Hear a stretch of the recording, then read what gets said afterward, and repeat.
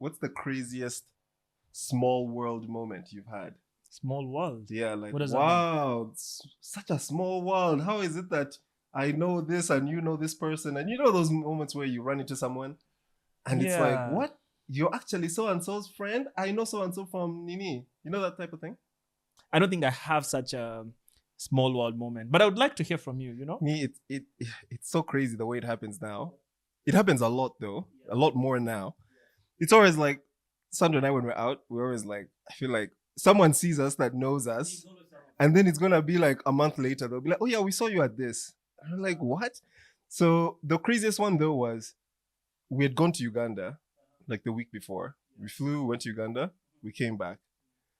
Then like the following Saturday we were at that art cafe market. And some woman just comes up to us and she's like, you guys were on the flight to Kampala last week on Saturday, right? What? We're like, Yeah. hold up. What? Who are you? Like, what's going on? That was the craziest one by far. It tends to get smaller. For me, I think it's happening a lot more. I don't know whether it's because, I honestly don't know, because these days it's happening a lot more. You're getting more popular. I don't know whether it's becoming more popular or You've become something. a YouTube celeb. Guys are like, is that Timothy Mukiti? Yeah, oh my God. let me sign your autograph, man. Just bring it.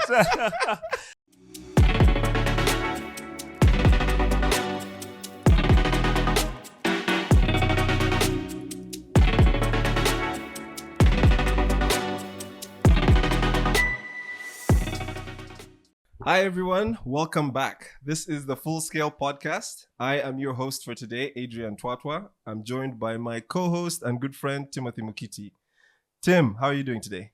Good. Yeah? It's a little chilly, but I'm okay. Nairobi has cooled something down hot a is bit. in the mug.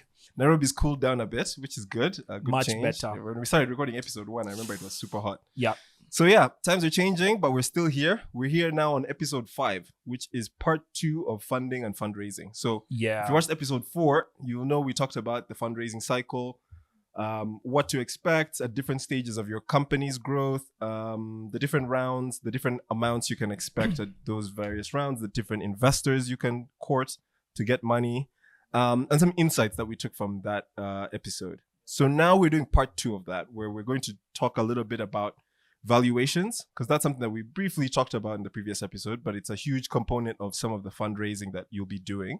So valuations, and then some of the instruments that we typically see people use to get that fundraising done, or sort of how to go about actual raising of the funds. So it'll all make more sense as you watch the episode or listen to the episode. So Tim, how about we get started by perhaps giving us a quick overview of what valuation is. The caveat being, we're not financial advisors. So we're not going to give you the most technical understanding or approach to valuation. For that, we'll have to have a guest on that's an expert on that. So more to come on that in a future And definitely episode. we will.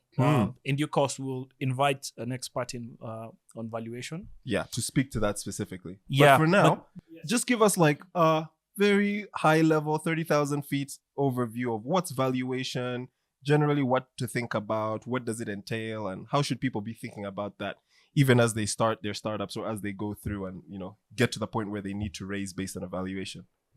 Okay. This is probably going to be 45,000 feet, not 30,000 feet. Even higher. Yeah, even higher.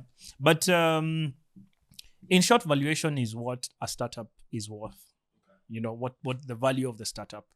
And there are various matrices that you will be looking at, including, you know, revenue, market potential, things like competition in the market. You know, what are the other people who are offering the same products, and is there competition or possibility for growth for the particular business or startup? So the valuation will be based on, by and large, those matrices, but it's not only a science thing, you know, it's part science and part art. And that's why actually some people are good at investing in businesses at very early stages and others are not very good, because you cannot boil it down to a science. Despite there being a science, especially if you are investing at very early stages of a business of a startup, there is definitely a science to it. There is build-up of understanding of it. But a lot of it depends on ability to understand beyond what science would provide to you. Got you. Sometimes people call it gut feeling, yeah. And I was actually, the funny thing is, I was listening to a podcast by it's a podcast is called Diary of a CEO, and they were discussing about decision making from a gut feeling. Okay. And apparently, more than 95% of CEOs who were interviewed, and they were asked whether if they had a difficult decision to make and they don't have enough data, would they make the decision and what they would base it on? Okay. About 95% of them said they would make it on gut feeling, based on gut feeling. Okay. Well, but it's not really gut feeling. The thing about ability to make that decision is that you have been exposed to so much decision making that your brain is wired to know what a bad decision would look like, and you're trusting it, sort of subliminal trusting it. So, I mean, it goes back to this entire valuation being part science and part art, in that the science of it is that one of the things you're looking at is market potential, revenue that you could raise, competition within the market, and things like ability to grow for the startup. So that's by and large what you could say. And it's really a reflection of the startup's growth potential and worth as at the stage that it is in. Okay, so just to recap what I've understood from that, right? So I'm getting that valuation is sort of what the company is worth, but it's also it's not a science as to know what exactly that company is worth, right? It's very hard because you're looking at its current value as well as its future growth potential. Right? Exactly. Who knows what's going to happen? So it sounds like there's some beakers and test tubes here, but there's also some reading of the tea leaves and trying to figure out where things are going to go, right? Yes, there's a bit of reading of the tea leaves, or throwing a stones in the air. Got you. Yeah, let us know the overview of what we actually, it will form the significant portion of our discussion today. Yeah. What instruments you would use as a startup or as a founder to raise capital in the early stages of your business. Okay. And what this look like, and maybe you could provide us with an overview and let us kick us off on price rounds. Okay, I'll start with price rounds. I think that's a good place to start. So price rounds typically come in around your Series A onwards, right? A price round is, and this is the cornerstone of most of startup fundraising. Yep. In the sense that you'll see the headlines that say Timothy Mukiti and Adrian Twatwa form this fitness app, and they have now raised 100 million. Yeah, that was it. Yeah. Let's say they've raised $10 million on a $100 million valuation for Series A. So that means we've raised $10 million on a $100 million valuation. Immediately, just a shortcut there is, if you're raising $10 million on a $100 million valuation, that means we've sold 10% of our company. Yeah. So that's sort of some quick math on that one, and just something I guess we'll preview again of what we're going to deal with in the valuation episode. But so a price round basically means you have a price, you have a valuation that you've attributed to your company at that point, and now you are selling shares based on that valuation. So that 10 million, which would represent 10% of our company at that point, we're saying our company, based on the art and the science that we've done to come up with the valuation of our company, we think it's worth $100 million. And we want to sell you 10% of that. So give us $10 million. That's generally how I think about price rounds. It's really what you see most of the time, especially in the news, because a lot of the time people are not really publicizing pre-seed and seed rounds. It's more like an internal milestone that we've hit. And then when we get to those Series A, Series B, we go out into the market and announce that. Key point being that it's a huge market validation, right? It's like these guys have gone through and they've even gotten to Series A, and they've gotten all these big investors who have accepted that this business is worth this much and are willing to invest on that basis because they know how far it's going to grow and the value that it's going to attain. Yeah. So, at that stage, as price round, the valuation is starting to get more scientific now. Yeah. Right? There's structure. There's more clarity in valuation. Yeah. Yeah. Yeah. There are matrices you can use to identify the value. Exactly. And I think another important part of the price round is when you enter a price round and you close on that deal, you as the investor, you get equity right away, right? It's like, I'm coming in and I'm buying 10% of this fitness app business today. So the moment we close on that deal, you're getting equity, and it could be preferred stock, preferred shares, or it could be, ordinary shares, where Correct. you get the ordinary. You could get classes of equity, but either way, you're getting equity. There's certainty Exactly. on that. Yeah. Exactly. Mhm. And it's also, there's more of a regulatory and legal structure involved compared to some of the other instruments or the other ways of raising that we're going to talk about. Because you expect at the end of the day, once I close on this, I expect, let's say, if I'm in a jurisdiction where share certificates are provided as evidence of owning shares, I expect to receive a share certificate. I expect that we'll probably have like a shareholders agreement because I'm a shareholder now and we need to make decisions going forward. So how are we going to vote on things? What percentage of votes are required to make a certain type of decision? If I want to sell my shares, how do I go about that? If I want to increase my shareholding, all those decisions that typically fall in a shareholders agreement, that you would expect that. And also, you're basically now getting more serious as a business. So people expect more in terms of your legal structuring. If you didn't have corporate governance structures in place, by now, surely that's ironed out, right? Yeah, by now, and price rounds, of course, you're fundraising already around series. Yeah. Series A, Series B. The business has been going on for some time. You've set up structures. You know where your office is located. You know who are the directors, who are the shareholders. It's a little more certain. There's Correct. a bit of clarity Correct. as to what the company looks like and the business looks like around that time. 100%. And I think it also it sets a precedent at that point. Yes. Because if we've raised our Series A at $100 million valuation, 2 years later when we're raising Series B, you have to value it higher. Oh, that's the hope, right? Yeah. You could have a down round, which is not good. Sure. I mean, generally speaking, it's not good if you've raised at 100 million now and then you're raising at 50 million at Series B, right? Because that's a big issue. When you've set the precedence, you've raised at a valuation of 100 million. Yeah. Then you're coming back the second fundraising, you're raising at half the valuation.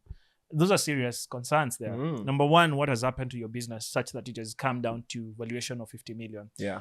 Was a 100 million valuation, not properly reviewed or properly assessed? So like overvalued.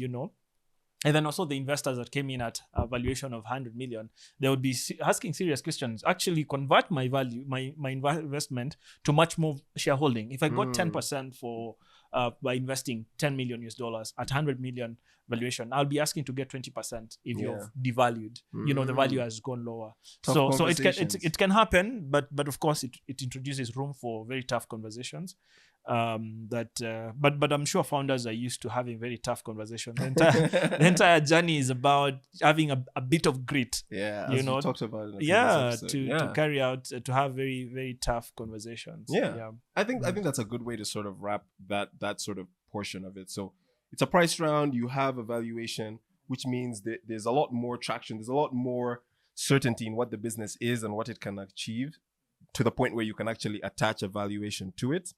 So which also implies that valuations are price rounds are things that you do a bit later on in the life of the company. Not so late, but definitely after your pre-seed and seeds, right? Because at the pre-seed stage, you don't even have you don't have customers, you don't have revenue most of the time. So it's very hard to sort of put a value on what that's worth and shop around for people willing to fund on that valuation, right? Because we could say our idea for our fitness app is worth $1 billion, right? To us, we think so. But if there's no MVP, there's no revenue, there's no customers, it's very hard to justify that.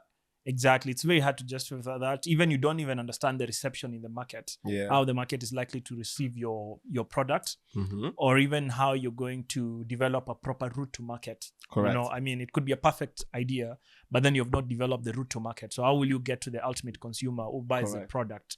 And that affects, of course, because the revenue element will definitely affect your valuation. Yeah, right. It's a key component. But now, say you're at that stage where you don't have the traction yet, you've not yet tested your market, etc.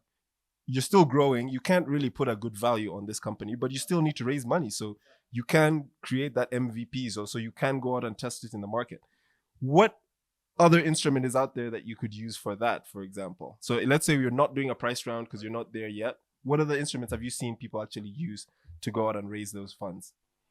Yeah, there are two other main instruments that are used, especially by venture capital funds and even individual investors, angel investors and high net worth individuals, which is either a convertible note instrument or a safe.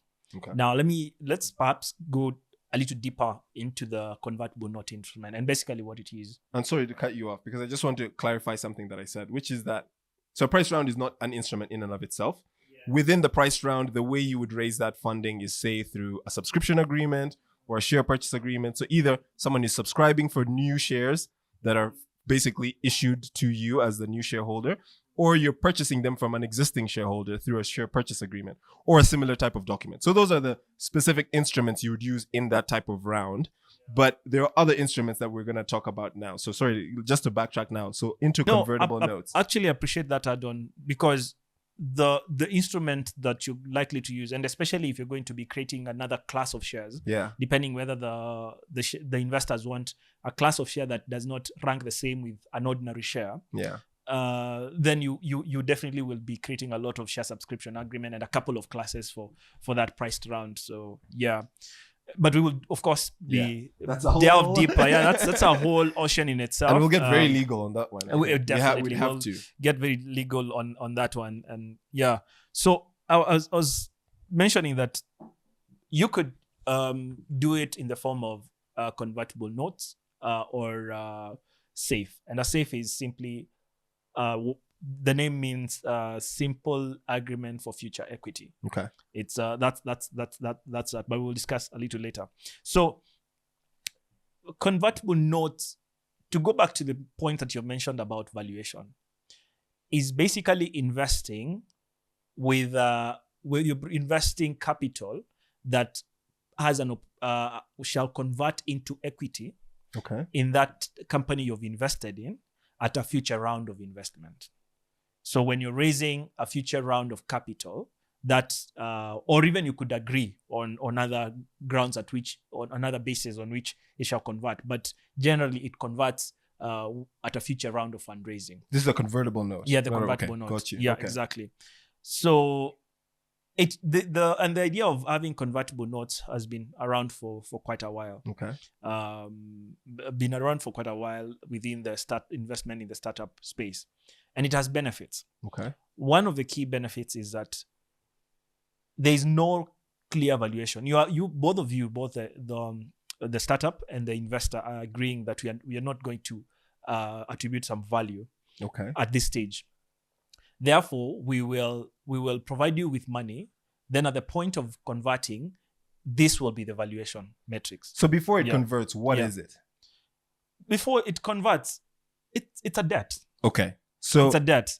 But there's a lot of note. So the note being it's an IOU, like you owe me money. Exactly. It's a debt instrument. It's a debt instrument. I'm lending you money. Exactly. That's convertible into shares, into equity. Exactly. Later on down the line. Yes. Okay. Yeah. Any other names for that they call this convertible note? Because I've seen others. Yeah, there are a couple of names: convertible loans. Yeah, convertible loans, convertible debt, convertible notes, promissory note. I've also seen. Exactly. I've seen. There's a lot of names around it. Yeah. Okay. But even in agreements, you'll find sometimes when you're reviewing an agreement for investment in that stage, one could be labeled convertible note agreement. Yeah. Convertible loan agreement. Exactly. Even within it, sometimes if it's poor drafting. Even if there's poor drafting, you'll see note, loan, and then you have to clean it a bit. So it's a lot of different terms, but it means the same thing. It's debt that your investor is lending you money on the promise that at a certain future point, that loan will convert into equity. So talk about, before you get into the importance of it, talk about just the structure of it. So it's a loan, but it converts how does it convert? So when does that happen? What are the things that typically happen? Can I, as an investor, sort of voluntarily say, I want it to convert now, even before those things happen? Like, if it's debt, does it come with interest? Sort of just expand a bit more on that. Yes. So like we've mentioned, it's debt. So it comes with interest. Okay. Typically, yeah. Typically it comes with interest. But in some occasions, that interest you're not required to pay up that interest. It builds into the value of the note. So that you get more shares when exactly. It converts, so when it converts, that interest that it has been gaining. So if you invested, let's say $1 million Correct. as a convertible note, and then it's gaining interest. And by the time you're converting, let's say 3 years later, it has gained interest of, let's say, of course that's a little high, $500,000. Yeah. So the total amount of money that is owed to you by the business It's 1.5. is 1.5. So when you're converting at 1.5, you're getting, of course, better shareholding than you would have gotten if you were doing converting at the 1 million. Okay. Again, there could be elements that, of course, have developed over time that relate to that convertible note, such as discounts. Mm-hmm. You could bake that into the agreement that you'll convert at a discount. So if a future round is happening, and okay, so a price round, a price round happening in future. Okay, so we entered into a convertible note today, year 1, and then in year 5, the company is going to Series A. So then what happens? You have a price round. Okay. So you could convert in 2 ways. Of course, your money has been gaining interest if you bake that into the agreement. That is the condition of the convertible note. Okay. Equally, you could have a case where you have built in a discount arrangement, which means if the other investors, for example, are purchasing one share at $100, for example, then you could have a discount of 20%. Okay, so such I buy that my share at 80. And it's part of the benefit that you get because you came in at an early stage, provided very crucial capital. Took on risk. It took on a high risk, Yeah. and you provided very, very, very useful capital to this business that is growing up. Okay. This business is growing. Growing up sounds like I'm talking about a human being. But do startups do grow up. Your business has grown up so much. Yeah. Gee, last time I saw it was so small. The valuation was just 50 million. It's grown so big, Okay. Yeah. So but it's growing. Again, it could be where you, instead of having a discount, then you have a valuation cap. Okay. And a valuation cap, you're putting a ceiling to how much valuation it is. So let's go back to that example of ours of valuing it at 100 million. Okay. So you valued it at 100 million, but we're saying in this price round, you're valuing it at 100 million US dollars. Okay. But in the condition of my note is that I will have a valuation cap of 80. Okay. 80% of whatever you value it at. Yeah, if you value it 100 million, the valuation is at 80. So but my valuation for purposes of my conversion is at 80%, then that means I'm getting more equity than the other investors that are coming in at the price round, and they're getting at 100 million. Sorry. Okay. Yeah. Let me just recap a bit of that, Yeah. and then maybe you can walk us through why this is an important tool and sure. how it fits into the whole framework in fundraising. So Yeah. it sounds like I as an investor approach you as the founder, and I say I'm going to invest in your business. I'm going to invest via a convertible note / promissory note / convertible loan agreement, whatever it is. It is a loan. I lend you money. It probably has an interest rate. That interest rate is probably better than what you'd get at a bank or other institution, because otherwise, why are you going for this money? Another topic that we'll have to cover is why these are preferable ways to invest as opposed to going to banks or other traditional fundraising methods on the continent. So I give you a loan, let's say 7% interest. I have terms such as it will convert into equity at a later date when there's a financing round, a price round. I include something like a valuation cap. For example, I say, whenever you do raise, my shares will convert at most at this valuation. So hopefully the company is valued way higher and I'm getting a really good discount. Or we bake the actual discount in and say, I will get a 20% discount on whatever the valuation is at which other investors are coming in at the price round and at which my shares are converting. So it works like debt. It looks like debt. It is debt up until when it converts into equity. Why is that important for an investor or for a founder as a tool for receiving funding? Yeah, it's important for a couple of reasons. Okay. One being that as investing at early stages, of course, presents some risk. So when you go by way of a debt instrument, you can have some opportunity to recover your money should you not be happy to progress to the next stage. So number one, you're sort of leaving the door open for yourself as an investor. So you have flexibility. Exactly, right? you have flexibility. Okay. So by investing in that way, you have some flexibility to opt out upon maturity. And I think we should have mentioned maturity. What's that? What's maturity? Maturity is actually the term, the term of the convertible note. Okay. So we could sign a convertible note whose maturity is 3 years, which matures in 3 years. Okay. And around maturity, then you have a couple of options that you can explore, okay. Between yourself, based on what you agree. So you can repay my whole loan. Exactly. You could pay my whole loan, inclusive of interest, or we could convert at maturity. Okay. Or, so you can bake in a couple of options. Okay. So first of all, it's a loan instrument, and you can try explore what options you can exercise at maturity, which gives the investor some flexibility. Okay. They're not exactly, because when you go straight for equity, your hands are tied. The only way of exiting is either through a liquidation or you sell out. You sell either to the other existing shareholders or to a third party who is interested in joining the startup. Which is not always easy because there's no public market for these shares, right? Exactly. It's a privately held company, so you need to find a person who's willing to take that risk. Exactly. You have to find someone who is willing to take that risk and who can understand the value proposition that the business presents to them. Okay. Secondly, is that at that stage, the value may not be very clear. We have talked about valuations and how sometimes it's part art and part science. Yeah. But at the very early stages, the value, or because you have not built enough traction, the exact value, there is the anticipated value and there is actually the actual value that you will get. And the actual value comes from when you've traded for a bit. People are willing to buy. There's perhaps you're beating competition. Yeah. Therefore, your product is moving faster.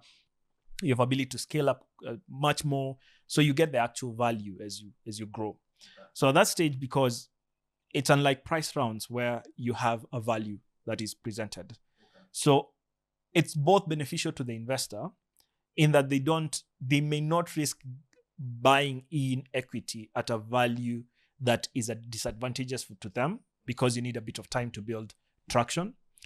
And equally for the founders and the startup, because also the valuation is not very clear at that stage, you're basically getting in money and agreeing to value that money at a future date. Awesome. So I don't need to deal with this hocus pocus, reading tea leaves, trying to figure out what the valuation is so early on when we don't really know what the value is going to be. Exactly. You can just say, give me your money. We'll figure that out down the line. We'll figure that down the line. Awesome. And of course, it's very beneficial as well for perhaps venture capital funding. Yeah. Because the way the business model, and we discussed that in our previous episode, operates is that you need to make as many investments as possible, and you don't have a lot of time to bog yourself down trying to read tea leaves, trying to work so hard to understand what the value is. And you can clearly see for the investor that this idea is very solid. Yeah, and that there will be value down the line. There will be a lot of value down the line. So instead of getting bogged down trying to figure out the value, let's give you capital, build interest in it, have a maturity period, build our cap, perhaps valuation cap, or a discount in it, and then we see how that as it progresses, because it's investing high risk. You won't have high returns as a business grows. So it sounds like it's also important because in a price round you have the valuation, and so everyone that's coming in at that round has to understand that this is the valuation and this is what they're going to get. Exactly. But you mentioned from a convertible note perspective, you'd have a discount or even a cap. Yes. Right. So I think that again helps the earlier guys who come in with the convertible notes, because then when they get there, they're actually getting more for their money. More value for lesser money, because other parties are coming for more money, but at a particular value, you're getting, and basically the discount is that if you've built in a discount, if one share is going for $100. Yeah. Then if you have a discount of 20%, or you've put the discount at, you can also have the figure inverted. Yeah. You know, we're doing 80% of Correct. the value. Then you're buying it at 80 shillings. So if it's 1 million, you're getting more shares than somebody who is Coming buying in at that round. Exactly. Okay. Yeah. I think that's a good wrap on convertible notes and sort of where they lie within the system of fundraising. I guess the only thing I'd ask you on that, just to close that before I move into safes, is, so where do you see convertible notes coming in? So it doesn't sound like if I'm raising a Series D, I'm looking at convertible notes, right? Because clearly there's a valuation by then, everyone understands what's going on, and we're doing a price round. So where do convertible notes where do you usually see those? More likely at seed. Yeah. Or maybe post seed. Okay. Yeah. They may, I think it's unlikely for them to spill over to Series A, but yeah, same. Yeah, But most like likely pre-seed, seed. yeah, around seed, pre-seed, or and even the couple levels of seed. You could have seed 1, seed 2. Anyway, around seed. Yeah, I think once you have a valuation, it's Yeah. a bit maybe harder to justify why you're going for these alternative instruments as opposed to going in for a direct purchase of the shares. Exactly. Perhaps you could bring us through the history of how SAFE started, Okay. the benefits around SAFEs, and a lot of what we've discussed even around convertible notes will come up. Sure. Yeah, for SAFEs. So SAFEs, simple agreement for future equity, right? So I try to make this as easy as possible, which is, it's a simple agreement. Yes. Where simple in the sense that Y Combinator, which is a famous institution, they deal with a lot of startups. They came up with, they saw convertible notes and price rounds and all these other things. And they said, this is very complex. I mean, we've just talked about this. Even for us as lawyers, it's complex. Hopefully people haven't fallen asleep listening to what a convertible note is. Yeah, we hope you're still interested. But it's complex. So it takes time. It takes legal hours to work on, draft that, negotiate it. It takes people sitting down and agreeing on terms. There's a lot that goes into it. A lot of the time, investors don't have time for that. Well, founders usually don't have time for that. And investors as well. True. Especially if you're investing in many companies and you to deploy capital quickly. True. But I think primarily from a founder perspective, I want to do the business of doing my business, right? That's what I want to focus on. I don't want to focus on all this legal mumbo jumbo and legal notes and convertible, I just want money so I can keep doing this thing and prove it. So Y Combinator came up with this instrument called the SAFE. This was 2013. So it's pretty recent-ish.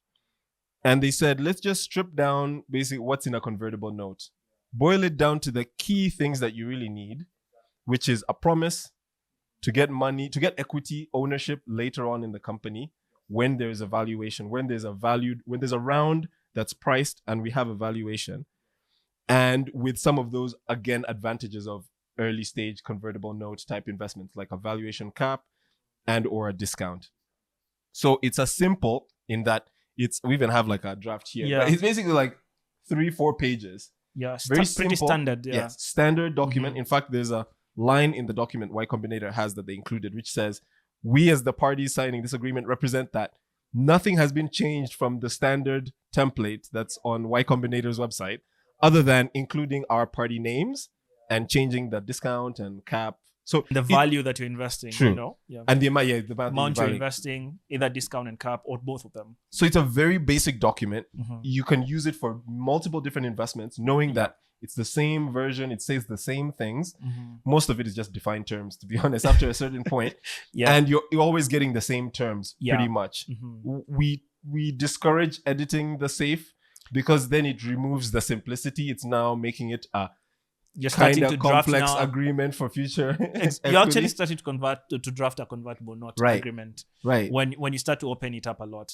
Exactly. So we'd encourage maybe a side letter. We've seen that a lot. Yes. But some people insist on putting it in the SAFE, which also could work. But so it's a simple agreement. So it's a precedent, it's a template, it's a form that hasn't changed other than just those few things.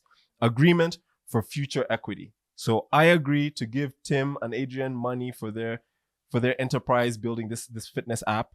I give them money today. I get no shares. I don't get any shares in the business. We'll talk about it. But from my perspective, it's not a loan. It's money that I'm giving to you to do your business. And at a future point, that money is going to become equity. Similar to the way a convertible loan turns into equity at a certain future stage. So it's a very boiled down version kind of a convertible note with just the key things that you need to get money from investors and build so that later on when you have a valuation and you're priced round, you can then convert that into equity for those investors. So why is this important? It's pretty simple, as we've discussed. Literally, you can go and download it and enter into your deal today. We still recommend you get a lawyer to look at it. Yeah, at least and make sure that the terms are right for you. If not all of them, just let them look at the first template if you're going to keep it consistent. Exactly. Yeah. So it's very simple. So that also reduces legal man hours or woman hours because you're not actually spending so much legal spend on this, on reviewing and working on this document and agreeing on terms, because everyone knows what the terms are. We say a safe, we all know what we're talking about. So it's pretty simple. It's quick. You can get the money as soon as possible, right? You sign it today, someone wires the money, it's in. It also doesn't come with all these bells and whistles like interest rates. Because now I'm worried, okay, it's a convertible loan. It will hopefully turn into equity. But for so long as it's still a loan, there's interest accruing on this thing. So I need to be watching out as to how much interest am I accruing? What are the rates? There's no maturity date, which cuts both ways, right? I think it's a good thing from an investor perspective because there's no real end date on that. Exactly. But also from an investor perspective, well, from a founder perspective, it's good because there's no end date, right? You're just getting the money in so you can build. But from an investor perspective, there's also no end date, right? It could be in for eternity, right? Because it's very dependent on the next fundraising round, right? So when does that happen? When does it happen? It's not clear. Yeah. So it's simple, it's effective, it's cost effective. It's founder friendly in those ways that we've discussed, which I think it was really designed for founders to unshackle them from all the issues that they go through when they're typically fundraising, right? That slow them down so they can just move quickly. And it's seeing widespread adoption. I mean, it started as a Silicon Valley type of instrument that people were using in California, but it's grown. We see safes here. We see safes sort of everywhere now. A lot much more. Yeah. Okay. So, I mean, I think there are some criticisms though, just like any sort of instrument. It's not perfect for everyone. I think specifically not having a maturity date, that's, it leaves some ambiguity there because you've invested in safes, but you don't know when you're going to get that you equity. Have to sit still and wait until... What if the company never has a price round, right? What happens? What if you want to terminate? I've seen that sometimes where people want to get out of a safe, either the investor or the founder for whatever reason. It's not really clear. Those are not terms that are baked in because then it wouldn't be simple. It's you sort of now have to negotiate. But there's there's usually some simple standard grounds on which you can terminate, end the relationship. True, and but you need to include those, right? Yeah, you can even add some more. Yeah, you need to include them and add some more, if depending on a case by case. Of course, the fact that it's standard does not mean that necessarily that you may not agree to amend a few. Yeah, but then it can open a can of worms because sometimes when you fundraise through safes, you end up signing safes with a couple of investors. Yeah. So mostly, if you're telling me that I'm investing through a safe, I might want to see what the other safe looked like. 100%, and that's I think best practice. Exactly. Right? If you're raising your seed round, and in the pre-seed round you have safes with other investors. Yeah. My safe coming in this round should be basically what those guys got, or better, right? Or better. Yeah. Which also I think. Technical, but just to flag MFN. Sometimes there's an MFN provision. MFN being most favored nation, which essentially means if I'm coming in this round and someone else either in a previous round or this round got better terms than me, then I get the right to say I want those terms and put those terms in my safe as well. So that's something. There's versions that have the MFN. There's versions of the safe that have a cap. Yeah, others have a discount. Similar to what we talked about in the convertible note context, whereby you can cap the valuation at which those shares will convert, or at which the safe will convert into shares, rather. Or you can have a discount for that will apply when the safe converts. Or you could have both. I've seen that as well. There's like a hybrid approach. So the only other drawback that I wanted to flag is also, or the criticism is, there's an issue with dilution, which is like a whole other topic in and of itself. But in the sense that, so if I come in at the seed round, or let me say, I come in at the pre-seed round, I invest in a $500,000 safe. Then 5 other people also come in with safes for $500,000 at the same time. Then at the seed stage, you as the founder, raise like 10 other safes, right? From my perspective, where I'm sitting as the guy who has a safe in pre-seed that hasn't yet converted, and I'm seeing all these safes that are coming in, all these people are getting caps, they're all getting discounts. Whatever I was gonna get is being slowly diluted. Yes. So Sure. if I was gonna get 100, I'm probably not getting 100 now because other people are coming in, they're also getting discounts, they're also getting caps. So there's a way that you sort of need to watch as to how much are we actually selling before we get to even a price round. You could get to the price round and you've already given away so much in safes that you didn't realize. So there's companies now that are coming up with these sort of models to help you understand how much of your cap table, how much of your equity are you giving away at this early stage, especially when you're using instruments like safes and convertible notes that are not really that clear going forward. Raise is one of those companies here. It's a young company in East Africa that's doing something similar along those lines. So just something to work out, to look out for as you're using safes. And something interesting we mentioned yesterday, because we were talking about this yesterday and we had to park the conversation so that we didn't have the whole conversation before we got to the podcast. Yeah. Was if I'm coming into, and I think this just goes into the debate we've been teeing up the whole time. If I come into your company at Series A and I see that you have 25 safes that you've entered into for hundreds of thousands of dollars, how do I look at those safes? Am I looking at those safes as a good thing? Am I looking at them as a bad thing? Same with convertible loans. Say you have hundreds of thousands of dollars worth of convertible loans that are waiting to convert with me once I price this round and we come in and execute. How from an investor's perspective do you look at that? I mean, I think the main point would be the fact that you're clearly getting a smaller piece of the cake than you'd have anticipated, because all these safes will convert ideally with their discounts and all the caps. And literally, if there was only one safe that was converting and you're coming in at the price round, you could perhaps get a bigger stake. But I think ultimately it's the founders who end up bleeding. Yeah, because they're giving away more of their company. Yeah, because they give up more. So maybe if you wanted to have more control as an investor coming at Series A, you wanted more shareholding and perhaps a bigger sense of control, then you have to invest way more. Got you. Than you would have invested if, to make up for what you're going to lose. to make up for what you're not going to get, not even lose, or what is not even on the table. Because the fact that it's under saves, it's not something that is open for you. It's already been carved out. Exactly, it's already carved out. Only that it was, the way you go to buy furniture sometimes. There's a reserve. Yeah, you find reserved. You like that seat and you find it's written reserved. Like, and you almost want to talk to the owner. Yeah, you can come. Come on. I'm here now. I have money. What is reserved? Exactly. Actually, so let me end on this one. This one, what I perceive as one of the bigger advantages or importances of safes versus convertible notes, and then we can talk about this debate. In my view, and in the views of many, whatever, safes are not debt. In the sense that the safe is an agreement to give future equity. So if I'm a young company, I'm a startup, I'm at pre-seed, seed stage, I probably don't want debt on my balance sheet. Right? Yeah, of course. It's like, okay, you're already so young. There's promise, but there's no validation yet. There's no traction. And you have these debts. That's just adding on to the issues. So a convertible note, it's debt up until when it's not debt, right? So there's a promise that it's going to convert, but it's debt as it lives, right? From day to day until it converts. A safe is not debt.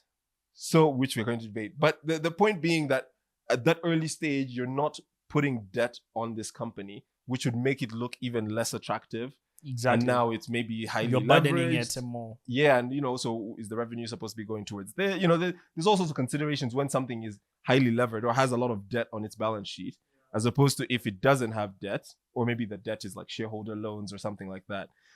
But this leads us to the debate that we were having yesterday that I thought we should just have on the camera. Yeah. Which is a safe debt? So let's even ask, convertible notes or safes, capital channeled through convertible notes and or safes, is it debt? Because they almost tie around. Let me give you my thoughts, and then you go into your whole thing. Okay. I think convertible notes are debt because it walks like a loan, talks like a loan. Yeah, it's a loan. If it walks like a duck, quacks like a duck. Exactly. So it's a loan. It has a maturity date. There's interest there's interest that accrues, and at the end of the day, you have to pay it back because the person might say, "I don't want to convert into your company anymore. I just want my money." Maybe those are terms in the note. So for me, I would think that's debt. So of course, financial accountants, people who are experts in this field will chime in, hopefully in the comments, and we'll also, I think, have someone on just to tackle this point for us. But from my perspective, that doesn't seem like debt, and therefore that's debt, right? A safe, and actually, I asked a friend of mine this question yesterday because I wanted to have ammunition to make sure that when I talk about this, actually, let me just pull up. So I asked him this exact question after we had our debate, and he said, to be debt, it has to bear interest and have a maturity date. A safe has neither. And in his view, and he's like a certified accountant, so this is his practice. And he says, in his perspective, some of these new products and instruments that people come up with, they need to be evaluated based on what they're not, right? So if it's not following the rules of debt, then it can't be debt. But I mean, this is also part of a whole other conversation about GAAP versus IFRS and all of these other things. And how do you quantify what this thing is and list it, put it, characterize it correctly in the financials of the company. Yeah. So from my perspective, I don't think it's debt. Oh, okay. Okay, go. All right. Yeah. But you almost seem like, like when lawyers like to argue. All my points. They come with the Constitution says. And then almost after that, the discussion becomes very difficult. But I am not disagreeing with you. But especially because this is really an accounting principles question. Okay. On how they will reflect on your balance sheet. Okay. It's an accounting question which perhaps would be better answered by accountants. But the thing is, the more I've read on it, the more I'm getting confused. Okay. Because I'm getting so many views. You go read and there's a very well written argument why this should be debt.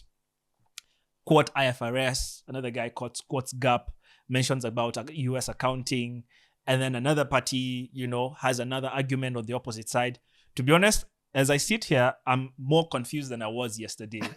The more I read on it, the more it gets confusing on what exactly is it. But of course, would be more than happy to get accountants in our audience. Please. Perhaps chime in and let us know. And I think also the debate is not even settled among the accountants. Or the auditors. I would love for accountants to just be arguing. Exactly. We would want to hear your discussion, but maybe I could even go back to the general principle of what the founder or the startup would want. Of course, the startup would rather treat it as equity. Okay. Because in that case, it's not a liability that you're carrying. You're not having much debt you're moving around with, which makes your startup more attractive, the fact that it's not debt. True. But then again, also, like we mentioned in our previous episode, at the point when the institutional investors like VC funds, venture capital funds have invested in you, your interest and theirs are almost aligned at that point. Yeah. So it's not a case where they want to, have you look unattractive for future investors, because with more investment, the startup grows and makes more money. The pie grows. Of course, the pie grows, exactly. So I also would think that even the investors at that stage would not want it to be treated as debt, for the reason that, of course, there's debt sometimes. There's good debt, and we could go into that discussion, but we're not experts in that. But yeah, I think for me, I refuse to take a position. It depends. Wow, it classic depends. lawyer. It depends. Okay. Yeah. Question though, point I think worth clarifying though. An investor won't want it characterized as debt for the reasons you've discussed. But also, if there's an insolvency or something like it's that, debt now. then now all of a sudden the investor wants it as debt, and right? of course, safes build in the preferential treatment. Correct. Actually, it would build in that. You would want, if there's a liquidation event, you want it to rank as high as possible. Exactly. And just to expand on that, being when money needs to be repaid, the first people to get repaid need to be repaid in the sense that, let's say the company is it's bankrupt, or it's going insolvent, or there's a huge event, the company is now going into administration. You basically have to shut up shop and you need to pay people back their money. The first people to get paid are the creditors.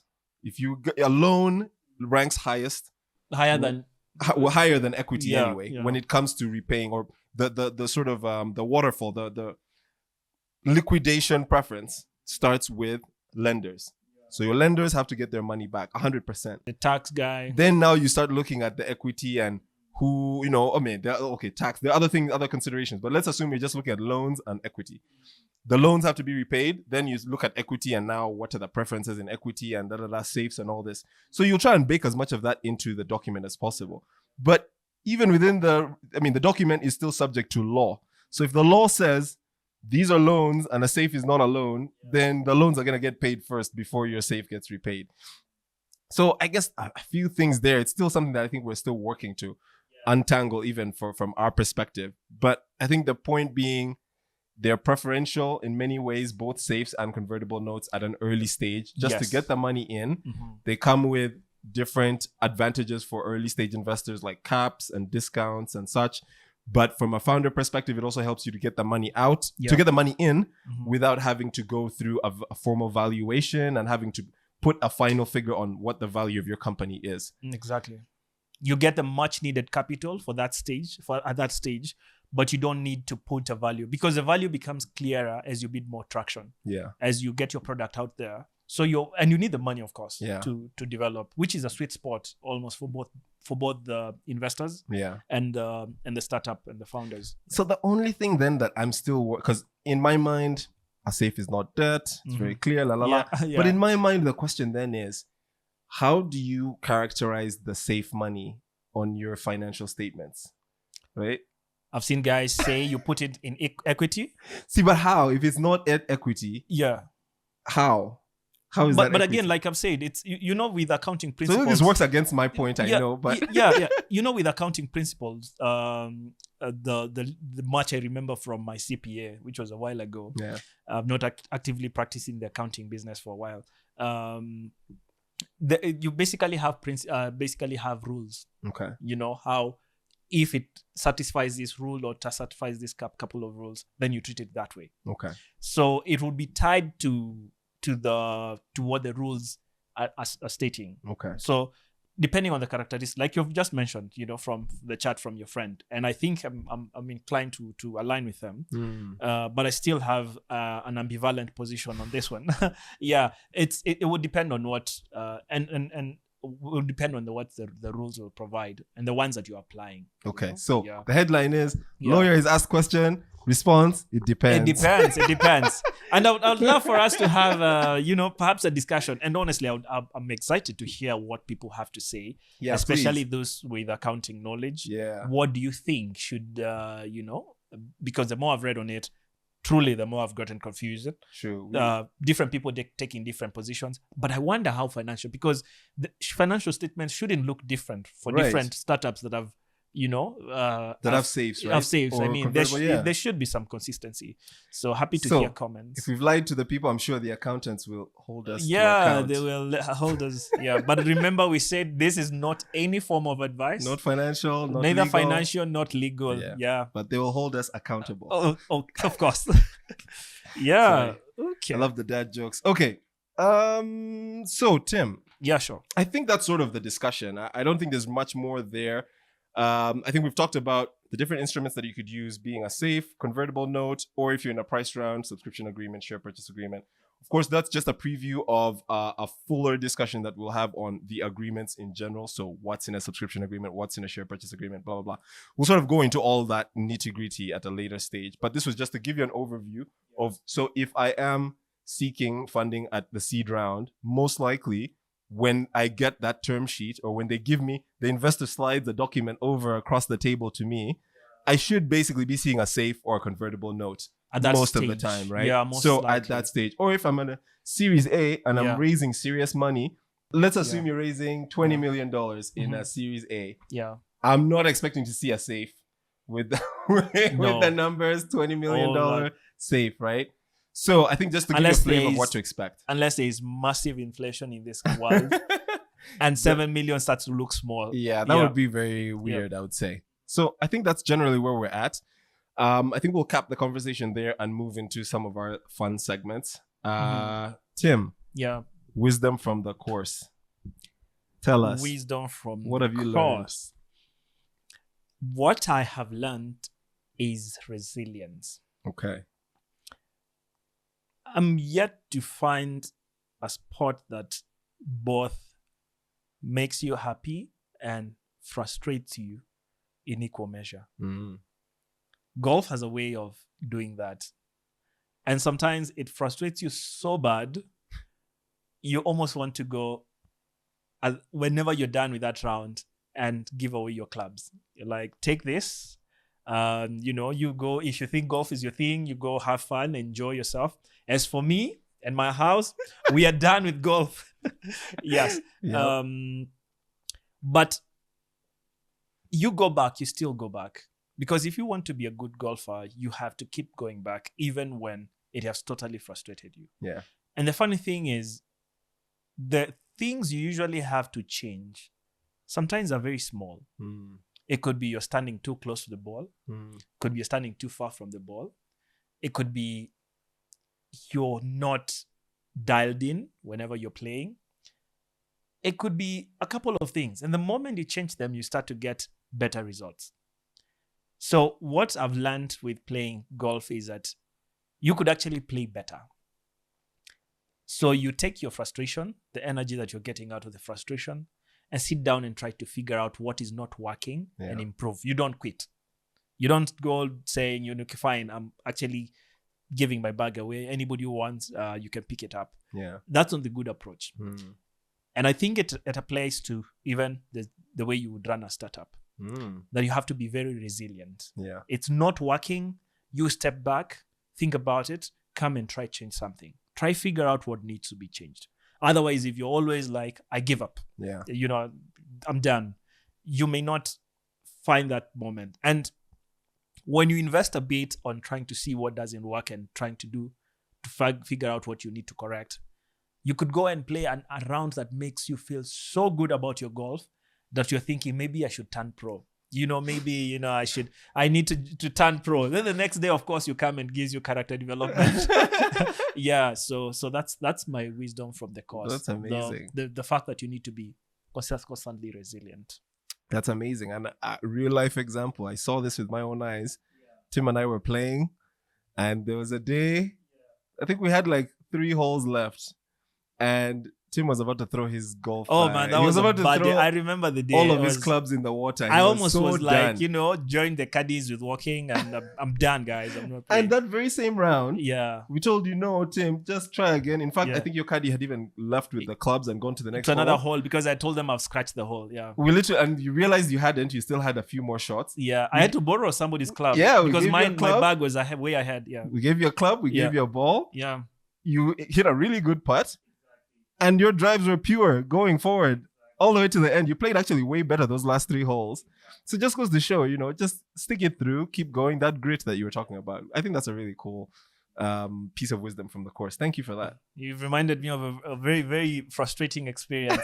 It had been such a bad day, like from hole 1. I was working so hard to get it in the bag. know. We go hole 2, hole 3. I know. The drives are not going. These things happen, right? Yes. We're all human. Yeah, exactly. But you have to keep coming back. And I think it actually, the game of golf actually builds character. Yeah. Because the fact that you have to keep going even when you think, even when you realize that it's tough, Yeah. I think it teaches you how to apply that in life again. You just keep going, keep trying to figure out what's not working, and stay humble.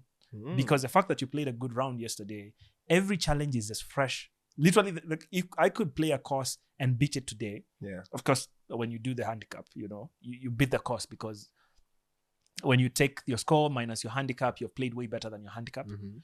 You cannot come with the same, you cannot be macho the next time Yeah. you come to that course. Yeah. It could punish you a good Yeah. one. So every challenge is new.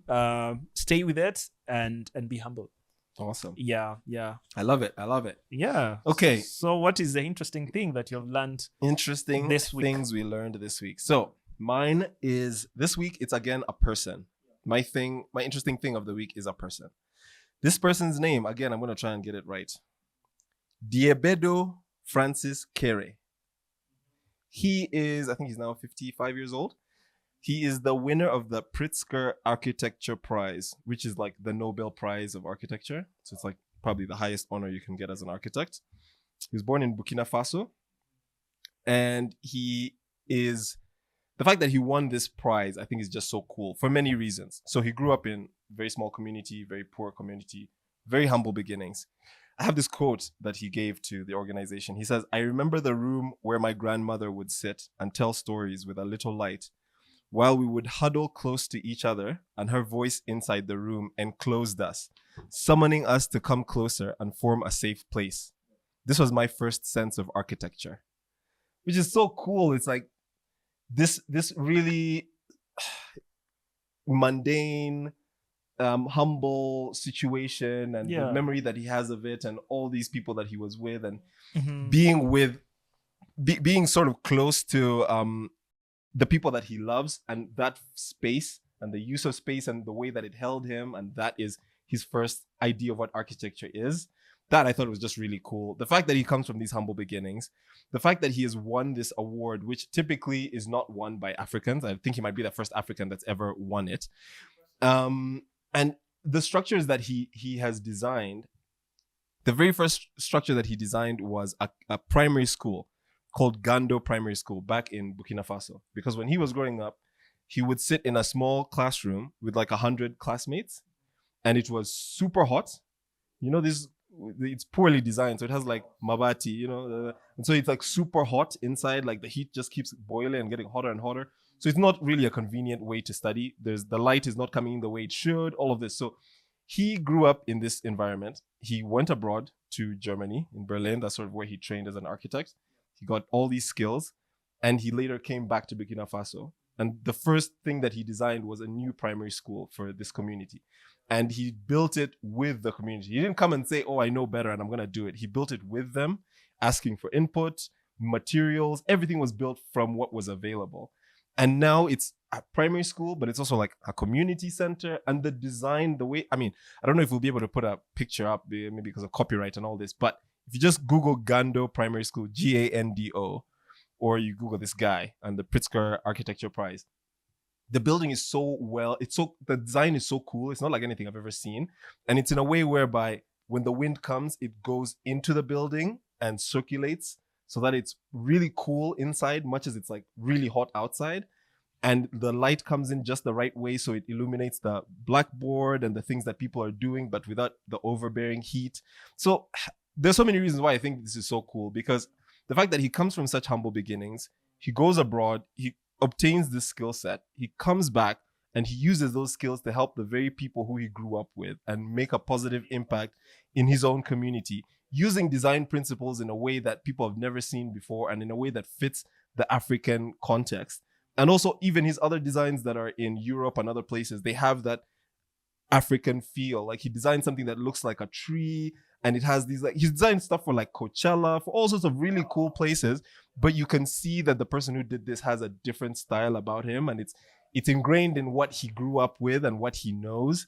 So for all those reasons, this guy to me is like a hero. I'm like, wow, this is such a cool story, and what he has done, I just find so impressive. So wow, yeah, that's a very wonderful story. Yeah, really, to hear. Just it's Diebedo Francis Kere. Yeah, it's the levels that we are hoping to. I mean, it's glad to listen to such stories because you aspire to such. Right? Yeah, the fact that he comes and fully embraces his authenticity, his skill set, and starts to use it, for the benefit of the community, even as he grows his career. That's pretty impressive. And the fact that he won this prize, because the other people who have won it, they designed like the Sydney Opera House, like huge monuments, huge business buildings in metropolises, and national museums and cathedrals. So for the fact that it's something so much more humble and useful for people, and you sort of grounded in where he's from.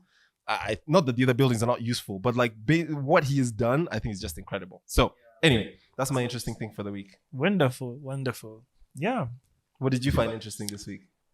My interesting thing for the week, or the interesting take I had for the week, was from listening to an interview done on Mikel Arteta. Ooh, okay. Yes. We're raising the organ standards, guys. Yeah, we're raising the standards. We do not accept poor standards.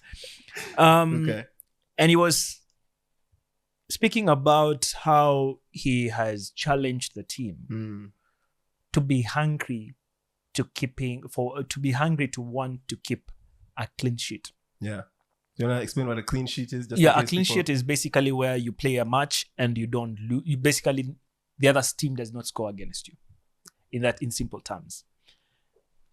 But for me, the understand and basically I spoke about clean sheet and be hungry to score. So it's two ways. You're hungry to keep a clean sheet, and you're also hungry to score the other side.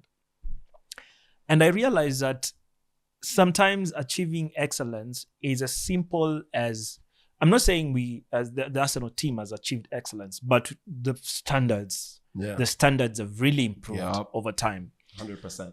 But sometimes it could be as simple as reducing it to 3 things that you must accomplish. Number 1, ensure the other team doesn't score. So what do you do that? Build strong defense and have a courageous keeper who keeps seeing the ball. Basically build a wall on that side. And then build courage at the front, ability to score. And then somehow you start to get better results. So as I was thinking about that interview, it made me realize perhaps I should simplify the things that I'm trying to achieve into the outcomes I want. It's as simple as I'm minimizing the risks or reducing the risks to this extent, and I'm accomplishing success to that extent. And I'm building courage, at the same time building defense and skills in between. Wow. So that was my take. Wow. And especially ability to reduce what you want to accomplish into very simple things. Because sometimes, football may look complex. Passing, defending, tactics, how to move around your opponent, marking one man. But really, when you simplify it to what you want to achieve and reduce it to just few things, then it makes so much easier for you to even remember, even when you're in the thick of it, what exactly am I trying to accomplish here? Yeah. Clean sheet is my goal today. Playing courageously and scoring. That's what we're trying to do. So that's amazing. Beautiful football analogy. Yeah. Wow. Maybe Mikel Arteta will watch this one day and say, "Wow." Yeah. I hope he does. In the podcast industry, they're raising the fucking standards. Yeah. Okay, that was awesome. Thank you for that interesting thing from the week. I'm gonna think about that as well. I'll also be thinking about it when I watch the next Arsenal game this weekend. Yes. Hopefully the boys keep those standards and those things in mind. Yeah. And I think that's basically us for the week. So today we talked about, this was part 2 of funding and fundraising. We sort of walked through the different instruments that you use when you're fundraising within different rounds. So if you're in a price round, what do those look like? Safes, convertible notes, all of that. Talked about some key insights within those. And then we quickly went into the wisdom from the course, which was really amazing. Thank you for that, Tim. And then we talked about some interesting things from the week, which brings us to a wrap. That was us for this week. Tune in next week. Tuesday, we'll be here back again with another topic. Don't forget to like and subscribe. If you found this content useful to you, share it with your friends.